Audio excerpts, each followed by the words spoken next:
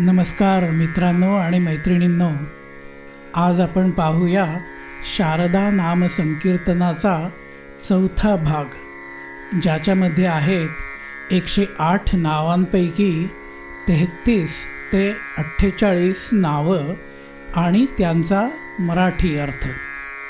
चला तर मग. त्वं मे ब्रह्म सनातनी मा शारदैश्वरी सुभगे मा. त्वं मे ब्रह्म सनातनी मा. हर हर्षोत्करी नर्तिनी मा शारदेश्वरी षोडशी मा. साधक मानस शोधिनी मा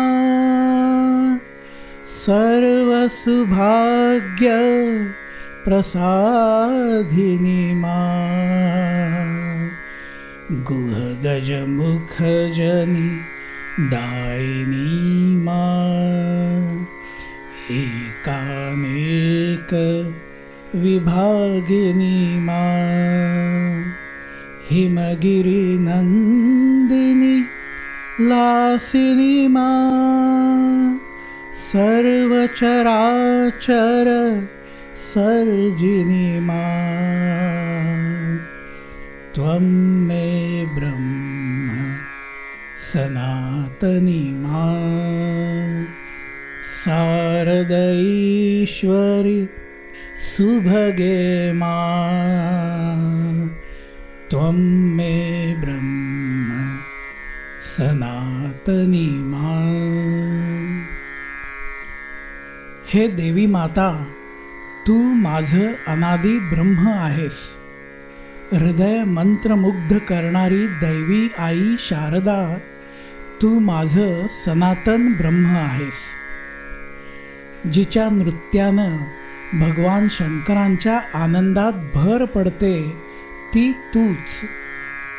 तू शारदा म्हणजे बुद्धीची देवी, लक्ष्मी म्हणजे समृद्धीची देवी आणि षोडशी म्हणजे दैवी मातेचं एक रूप आहेस. साधकांचं चित्त शुद्ध करणारी तूच आहेस. प्रत्येक इच्छुकाला सौभाग्य प्रदान करणारी तूच आहेस. गुहा म्हणजे कार्तिकेय आणि गजमुख म्हणजे गणेश अर्थात भगवान शंकरांच्या दोन्ही पुत्रांना जन्म देणारी तूच आहेस. तूच ती आहेस जिने एकाला अनेकांमध्ये विभागलं आहे. तू हिमगिरीची म्हणजे हिमाच्छादित पर्वताची नृत्य करणारी मुलगी आहेस. तूच आहेस जिने सर्व चराचराची म्हणजेच सजीव आणि निर्जीवाची अर्थात संपूर्ण विश्वाची निर्मिती केलेली आहे. सर्वभवामय वारिणी मा. सर्वजगत्रय साक्षिणी मा. निखिलाधीश्वरी योगिनी मा. एलागंध सुकेशिनी मा. चिन्मय सुंदर रूपिणी मा. परमानंद तरंगिणी मा. रम्यकांती चिरधारिणी मा. समस्त सुगुणा भूषणी मा. त्वं मे ब्रह्म सनातनी मा. शारदैश्वरी सुभगे मा. त्वं मे ब्रह्म सनातनी मा. ऐहिक जीवनातील सर्व विकृती दूर करणारी तूच आहेस.